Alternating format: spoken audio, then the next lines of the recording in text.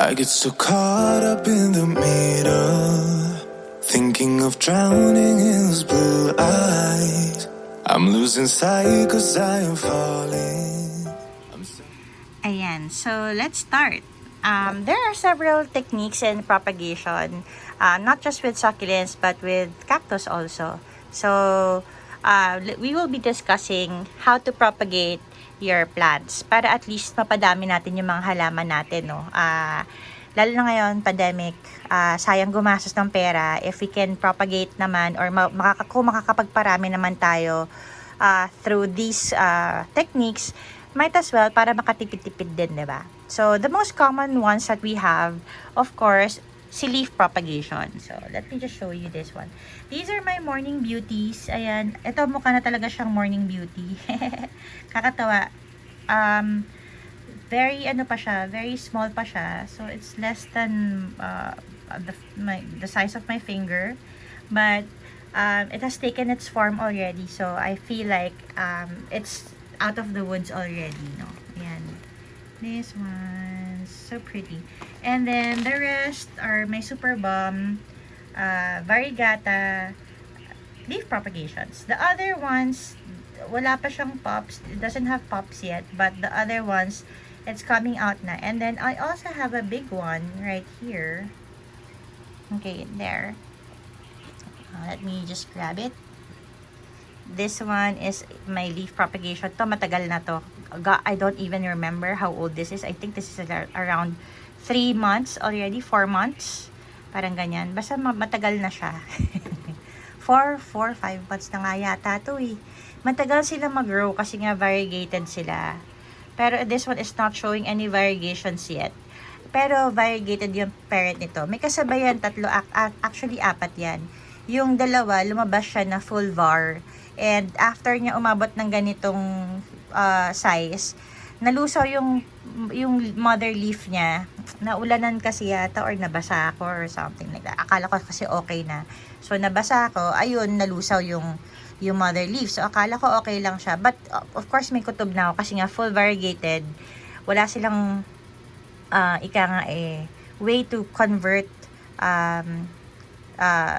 to make food, no? So mamamatay lang din sila. So, what happened was, namatay nga siya. These are my lawi leaf propagation. Ayan siya.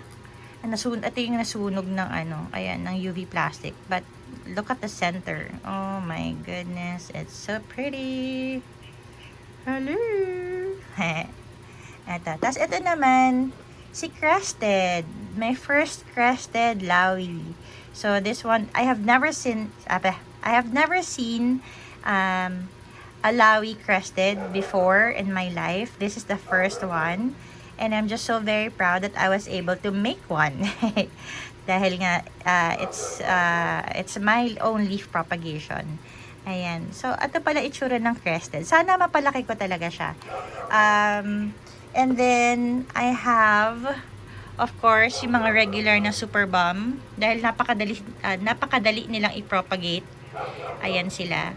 Nag-start out silang etiolated, so mali ko talaga kasi wala na akong pakialam sa kanila. Alam mo yun, I didn't care much for them. Pero nung nag-pandemic, ayun, biglang sabi ko, I want new plants. Wala akong new plants, so propagate. And then these are my ellens. These are Korean ellens that I propagated. Kumonti siya kasi natamaan ng fungus yung pot. But ang dami na rin naman yung pop. So hopefully lumaki din silang lahat. Papalaki sana silang lahat. Pero this batch, it looks good kasi ang lalalim ng ugat ng mga yan. And then meron din ako mga propagation sa pinatong lang. Ayan mga pinatong lang dito. And then naglakihan na lang siya. This one naman is pretty in pink, Korean din siya. Ayan. So leaf propagation is one of the pinaka madali na way of propagation. Pero meron ding ibang klaseng types of propagation. Ano sila? So first, of course, we have leaf propagation, the one I showed you. Number 2 is stem cuttings. Ito naman is when you cut a part of the plant and it will just form new pops. Like yung pugot up, yung mga pugot-pugot natin. Ayan. So like you can see here, nagpugot ako ng Ellen and may mga pops na siyang naglalabasan. Ayan. So, that's another way to make your plants hitik. If you want them to look full, and you don't want them to look like parang yan, medyo bare. When they get into a certain length, when they become leggy, I suggest you cut them. Don't be scared to do stem cutting with especially with your graptos, because they're very sturdy plants. Like this one, kinut ko na siya and it has new roots na. Ayan. So, pinapatong ko na lang siyang ganyan. Ayan. Pagpatong ko dyan, yung lalaki na lang yan dyan mag-isa. So, ayun. Huwag kayo matakot mag-stem propagations kasi masaya din silang gawin. Pag gusto nyo mag-practice, try it with graptos. Kasi graptos napakabilis bumawi and mabilis maglabasan yung mga pops nila. Ayan. Here, wala pa akong stem cuttings. Eto, stem cutting ko to. Ayan. This one is a stem cutting. From that one, from the big pot. Ayan na siya ngayon. Diba? Nakakatuwa. So, stem cuttings. Ito rin, look. I cut the stem. Tapos, binaba ko dito sa yung isa. So, ngayon, may ibang head na siya. And 2 heads na siya. Tapos, look. So, mukha siyang bonsai. Nakakatuwa. Diba? Ayan. What else? Okay, so, we're done with stem cuttings. You can also do that with crassulas, with echeverias. Yung echeveria, what you do is you behead. Ano yung mga good candidate for beheading? Yung mga nag-etiolate yung leeg. So, like, kunyari, ito, no? Well, this is Graptoveria to, Roma. But, Echeveria ba to? Grapto? Not to confirm. But, let's say, ito, no? Ang leggy na ng ano niya. If I want to do my parang stem cutting, yung etiolated part, I'll just cut it from there. So, magkakaroon ng panibagong pop dito. And then the head, I'll just air dry it for a week or 2. And then, balik sa pot. So, ayun, namamultiply to mo na yung halaman mo. Diba? Ayun. So, next one, of course, may mga plants tayo. We do have plants that make their own propagation. So, like this one, si Mother of Thousands. This one is a very cute story because this little one is a stowaway. I got her as big as this lang, like that, there on the corner. It was a small little leaf. And then, kasama siya sa isa sa mga Benguet boxes ko. So, since I don't have any Mother of Thousands, sabi ko, sige na nga, try natin ilagay sa paso. I placed it here. It was just by itself. And then, lumaki na siya. Ayan. Yeah! And then, the babies, pag type ko, I'll pluck all the babies. And then, nilalagay ko sa pot. Ayan. Kaya dumami siya. Kakatuwa, diba? And then, hopefully, pag lumaki-laki pa siya, this one is around, I don't know, 4 or 5 months old, this one.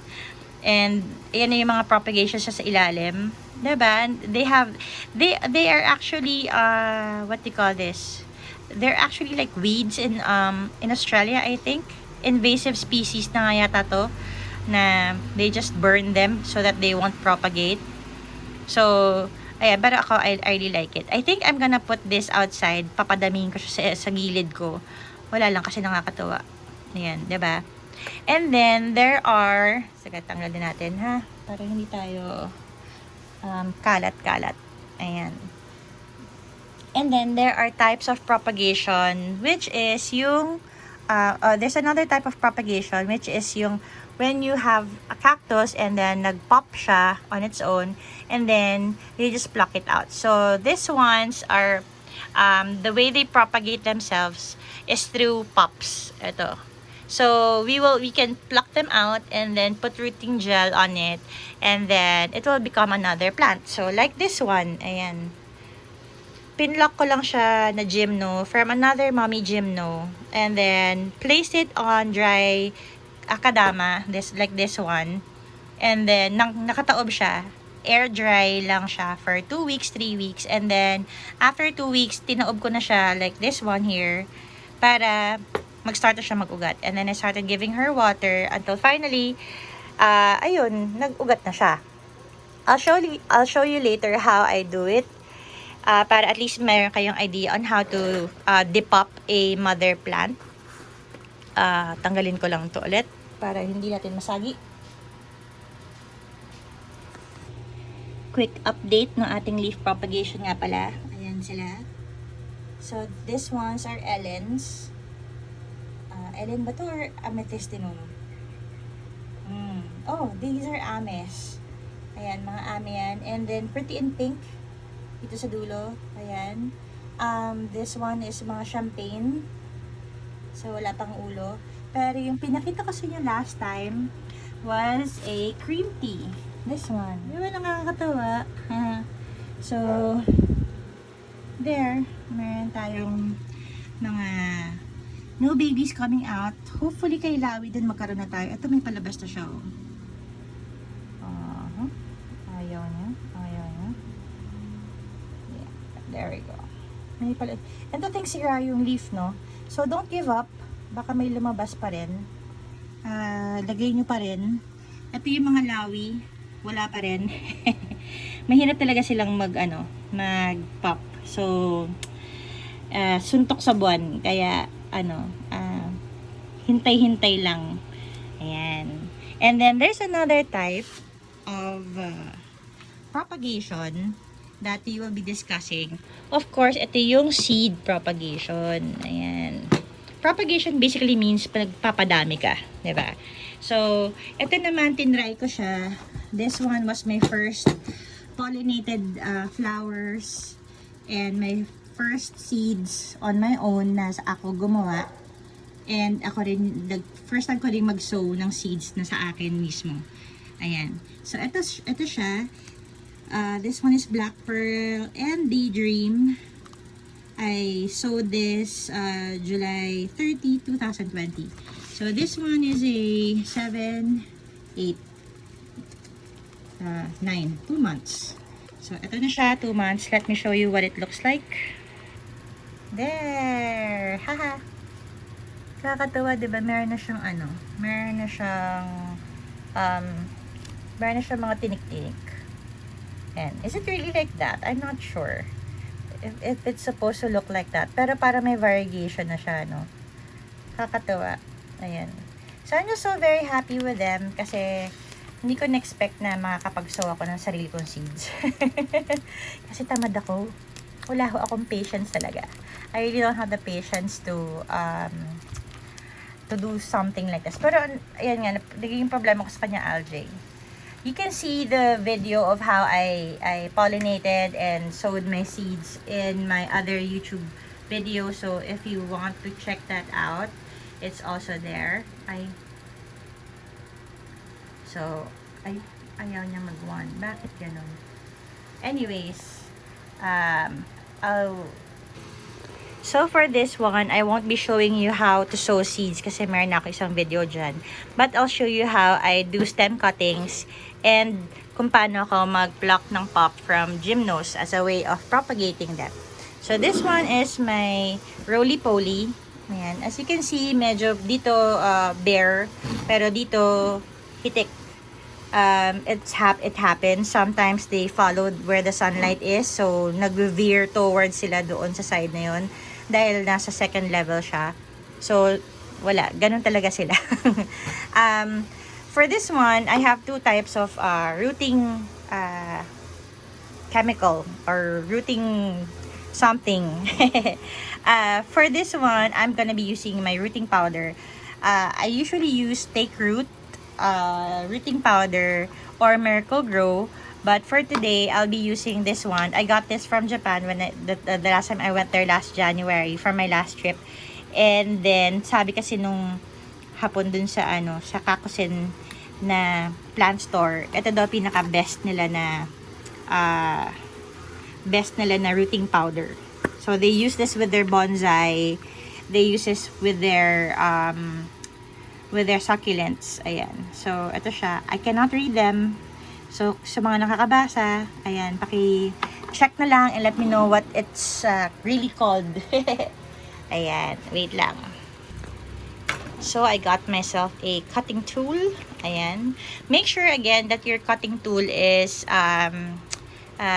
sterilized. So, before you cut, kasi magsusugat tayo sa halaman para maiwasan na yun yung paggalingan or pagpasukan ng bacteria or fungi. Please make sure that your materials or your cutters like that, they're all sterilized. So, get alcohol. Shanan, yan, magic. So, I usually get alcohol and then I just douse it.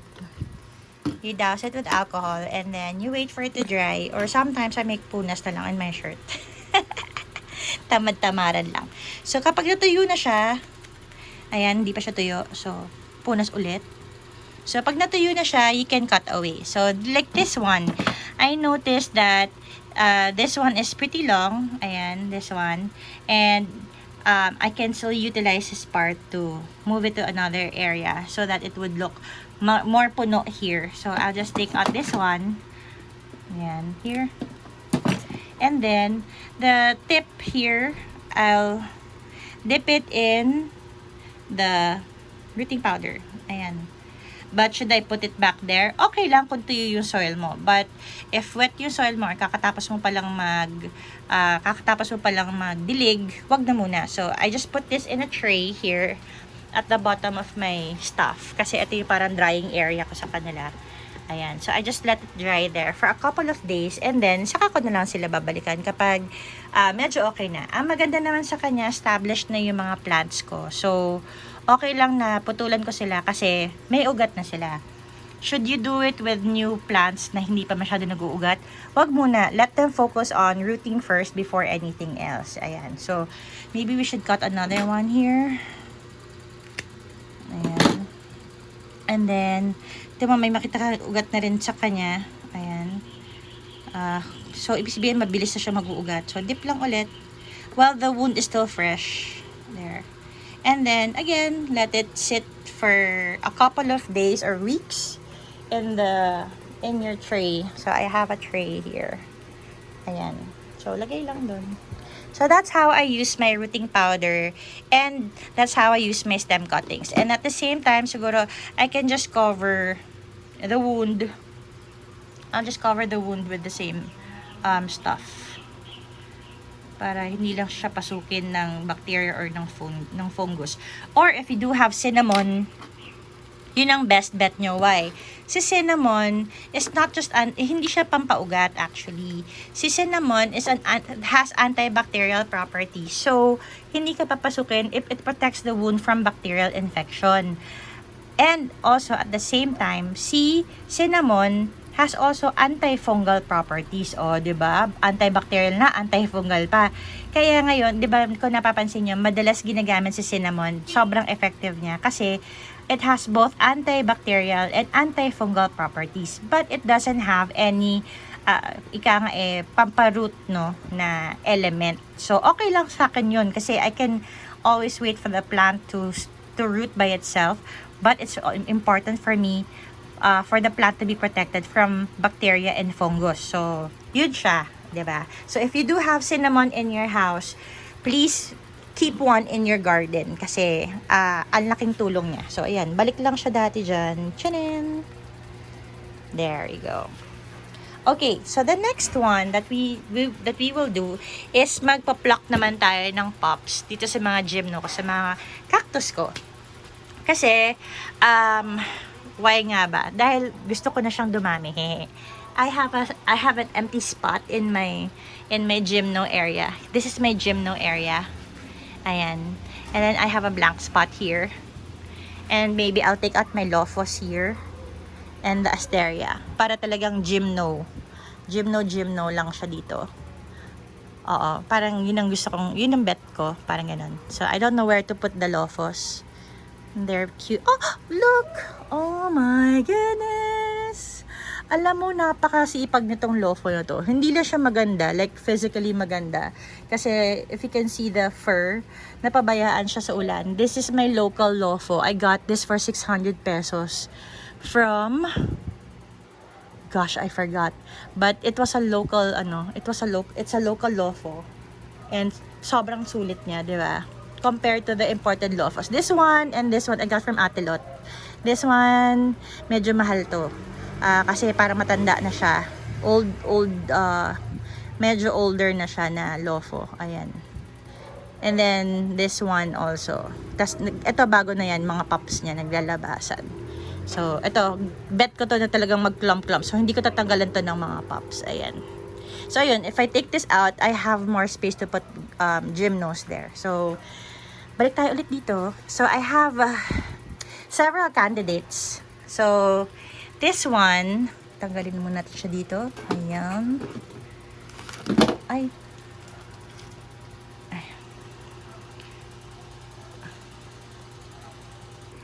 Ayan. So, I have several candidates. This one is a Paano something something. I don't know kung anong name niya.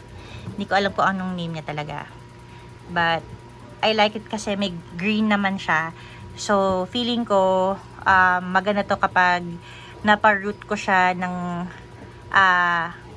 naparoot ko siya on its own nang hindi grafted. Kasi, diba, look ko. Ang ganda niya, diba? Pero, pag-isipan ko pa yan. This one then, this one is my second candidate. This one kasi sobrang hitik na niya. As in, like, super, super hitik. Nakakatuwa, diba? Pero, diba, sobrang nakakatuwa lang. Kasi, yung rib na combination of green and variegated. Yung pops na lumabas sa kanya, combination of green and variegated. Diba? Pero, yung mga, like, even this one, ayan. Pero, yung mga halos complete variegated na ribs, completely variegated na ribs, ang binigay niya rin, full variegation na pops. Diba? And yung all green na ribs, all green pops din. I don't know if it has something to do with it or it's just a freak of nature. I think there's something there. But yun, sobrang nakakatuwa siya. Ayan. So, I might be plucking out some. Maybe this one. Para at least malaki na. Kasi timo nagsisiksika na sila and baka maging prone na siya sa fungal infection dahil masyado na siyang siksik dyan. And then the next one that I have up for depupping. Ano ba tawag dito? Depupping or plucking out pops. Di ko alam kung anong term eh. So this one I got from Janine Quizon Manansala. Ayan. Ang ganda ng story nito kasi, ang story nito, yung daydream ko, this one, I'll get it nga, wait. Ayan. So, there. Funny story kasi, this one, I got for free kay Janine. Ayan. And, paano? So, this one is my old, Rainbow Dream. Ayan. Kawawa naman. Ayan. This one I got from Ate Lot. Sorry, Ate Lot. Ayan. Kung makita niya, nako, kinawawa ko tong Rainbow Dream na to. Ang dami na niyang pops. And, ang lalaki namang pops niyan. Pakita ko dito sa picture niya before. So, anyways, napansin ko one day that ang daming browning dun sa, sa gilid nung mother plant. And then, napansin ko siya na, ayan, nagka-crack siya. Kasi may mga dots siya. Sabi ko, shucks, ano to, Ate Lot? Sabi ko ganun, fungus kaya to? Sabi niya, sis, parang fungus yan. Sobrang puno na siya ng pops. Tapos dito sa ilalim niya, malalaki na yung pops niya. Kaya nga tumabingi na siya. Ayan yung mga site ng pinagplakan ko sa kanya. So anyways, sabi ni Ate Lot, sis, pag ganyan nakadami yan, tsaka nagka-crack na, ayan, no, makita niyo yung mga cracks niya. Ayan, baka bumigay na yan, sabi niya, look at that. So, talagang kumukha naman talagang mamamatay na siya. And then, so sabi ko, sige, nag-emergency depupping ako. Depup ba talaga? Anyways, so I plucked out all the pups that, for me, that I can take out na pwede nang mabuhay. Kasi malaki na sila. Kasing size na sila ng parang ganito na sila ka-size. Ayan, parang ganito na. Ayan. So, it's a good size. And parang like that, no? So, it's a good size. Sabi ko, sige, itatry kong ibenta. And I'm just so very thankful to NC Soapy. Kasi hindi po ako licensed or accredited seller sa kanila. Pero, they let me post an emergency for sale post. Kasi, ang gaga. I took out 8 pops, a total of 8 pops, big pops, and then I forgot, wala pala akong RS. I do have RS, but Yung RS ko naman, Diyos ko, tignan nyo naman. Mukhang hindi talaga pang RS. So, and hindi siya naka-stabilize. So, meron na ako ngayon, ayun, nag-grow na ako ngayon ng mga RS ko ngayon dahil nga sa kasyungahan moment ko na yun. But that time, wala akong RS. So, sabi ko, shucks, hindi ko pala siya ka-graft kasi wala akong pops. Pero meron siyang konting green, sabi ko gano'n, pero magsa-survive ba to? Sabi sa akin, baka hindi, kasi sobrang liit nung green part ng mga rainbow dream ko na yon. Pag nakita since yun nga, makita nyo sa picture.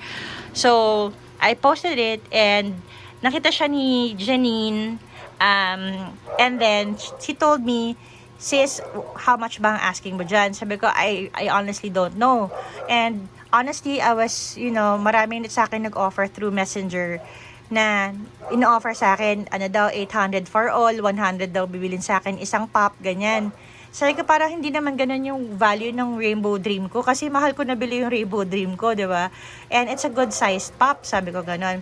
So, sa dami ng siguro out of the 10 who messaged me na who were trying to take, parang take advantage of my of my kamanulan. They call it in Ilonggo manol, when you're innocent, parang ganun, when you're parang ignorant, ganyan, when you're ignorant about these things, kasi hindi naman po ako talaga nagbebenta ng aking mga halaman. So, I don't have any basis for the price or anything like that. So, in Ilonggo, you call that manol when you're ignorant or when you're innocent about something, you don't know what that is, no?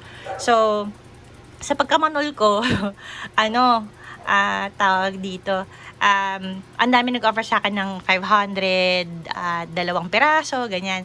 Si Janine lang yung nag-iisang nag-offer sa akin with any na sobrang tatuwa ako kasi sabi niya, oh sis, I can buy it from you at this price, or if you want, kung hindi mo naman kailangan yung cash, meron ako ditong halaman, baka magustuhan mo. Meron ka na bang Aurora? Sabi niya sa akin ganyan. Sabi ko, ano yung Aurora? What does it look like? Ito siya. Wow, look at that. Oh my God. Can I just show you? Can I just show you there? Oh my gosh. Look at that.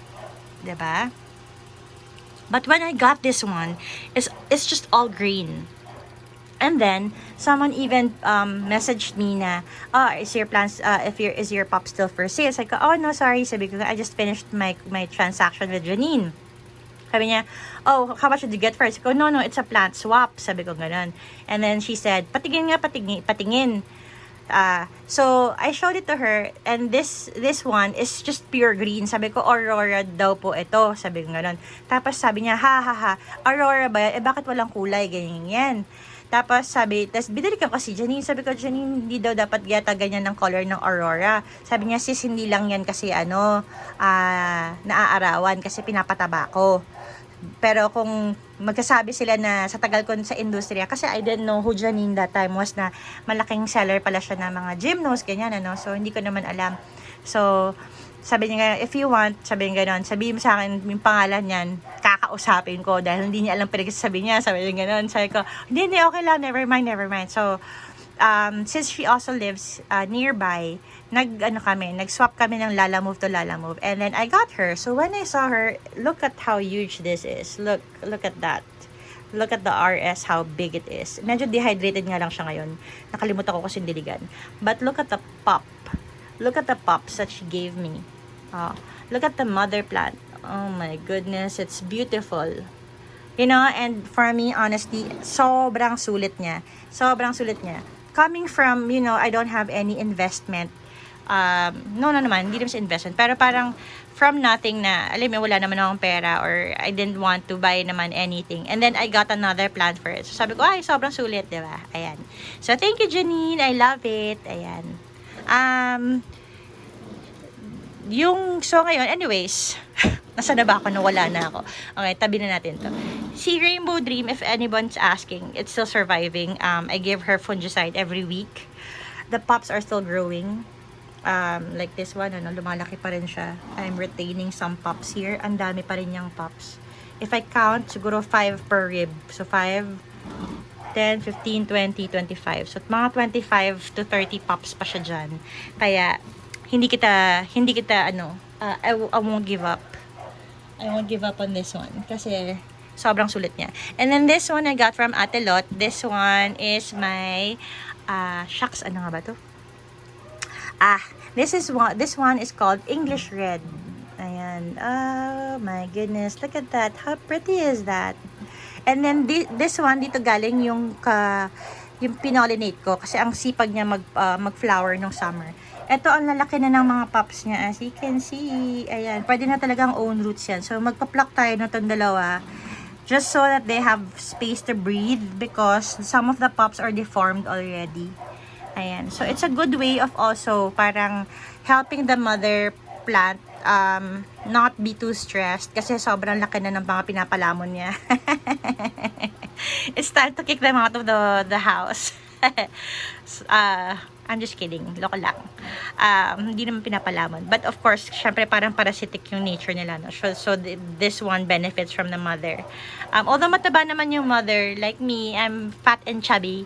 But I think it will be healthier for the mother plant for if I take out the 20 anyos ka na, layas ka na sa bahay, magtrabaho ka na. Ayan. So, I'll show you guys how I depup and how I use the rooting. Actually, hinintay ko to bago ko para mag-depup. Dahil kay Sis Liza Marquez, this one I got from Maui Cristales, Ma'am Maui Cristales. This one, ito yung nakikita namin sa Thailand na ginagamit ng mga cultivators ng mga gymno. So, sabi ko, bago ko magtanggal ng pop, kailangan makabili muna ako nito. So, finally, meron na kaming nabili ni Sis Liza. Kaya magde-depup na ako ngayon. Ayan. So, let's do it! Ayan. So, let's start. Yee! Exciting! Again, I'll be using a brush for the rooting gel kasi hindi pwede mag-double dip sa kanya. So, I'll be using a clean brush. And then, I'll be using a Kelly forceps. Para may pang-ipit, no? And then, importante na meron tayong plan of attack. Kung paano natin i-depup. Kasi, if I go under, ayan, wala, masikip siya, no? So, most probably, if I take this one out first, baka magkaroon ako ng space to free this one. Or maybe take this one out so that I could free this one and then retain this one. Let's see. Maybe this one na lang sa taas para mag-stay na lang tong isa kasi ang ganda nitong isa, meron siyang what do you call this? Meron siyang variegation. Ayan. So let's see how. Deep down, and it's not a lie that I die. I can't hide what this is. Yeah, I keep drowning in those blue eyes, and you can tell me all of your lies. I will put out all of the fire if it gets too dark. I'll be your light.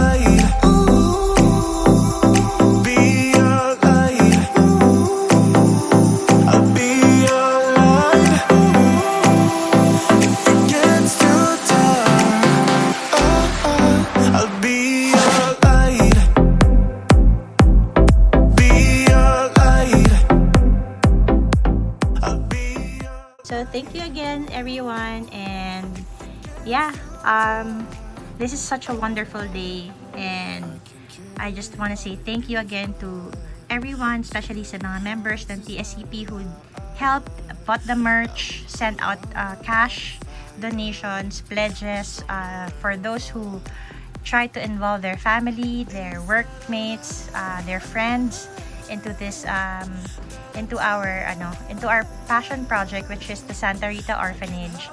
Thank you again so much, and please know that you are always in my prayers. And always, everyone, choose to be kind. Have a great day. Bye. I will put out all of the fire if it gets too dark.